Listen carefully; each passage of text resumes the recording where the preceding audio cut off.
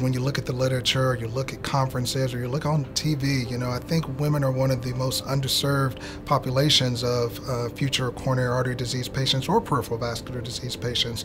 Women typically don't present with chest discomfort. I frequently tell my patients when I see them in the office and they're complaining of shortness of breath or fatigue that women are different than men, and that's something that they all smile about because they knew that to begin with. But subtle signs such as shortness of breath, fatigue, or just not being able to walk to the mailbox or do as much cleaning around the house as you may have once been able to do, these can be signs of a heart attack, and a lot of times they're missed by primary care physicians and cardiologists that don't directly see them. So I think that this is one of the things that St. Mary's is really helping with pushing the initiative of educating women about the subtle signs and symptoms of heart disease that are different from men. I tell them very commonly when you see that commercial on TV where the man is saying, I was having symptoms of chest discomfort and my doctor said this could have been signs of a heart attack, they need to have a different commercial for women that says, I was simply having some fatigue, some shortness of breath, couldn't do as much as I used to do, and my doctor ended up finding out that that was a blockage. There needs to be a commercial for women as well. It is unfortunate that young women typically get labeled as having anxiety disorder, or even women in their mid-40s and 50s are labeled as having anxiety, whereas what they in fact have is a tachycardia.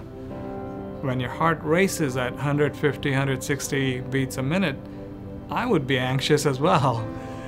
So it is very important for women to know that if they do have anxiety, or if they are perceived to have anxiety, they should certainly be in tune with their body. If they feel that their heart is racing, causing them to be anxious, then they should undergo further evaluation.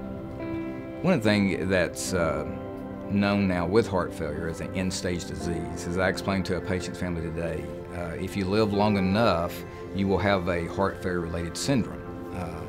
But the difference between men and women in this is that we now classify heart failure as either a weak heart with reduced pumping strength or one that's got preserved pumping strength. Men under the age of 65 tend to be the most prevalent people in that group because it's mostly heart attack damage.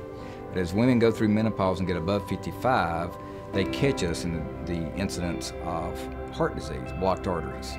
Their causes of heart failure is usually due to long-standing hypertension damage. They have very strong hearts, not weak hearts, but because of stiffness of the heart muscle, they cannot receive the blood to pump it forward.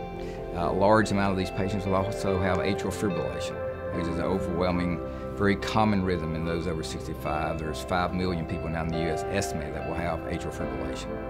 So women as a whole in that group are a little bit more higher incidence of stroke with this condition than men.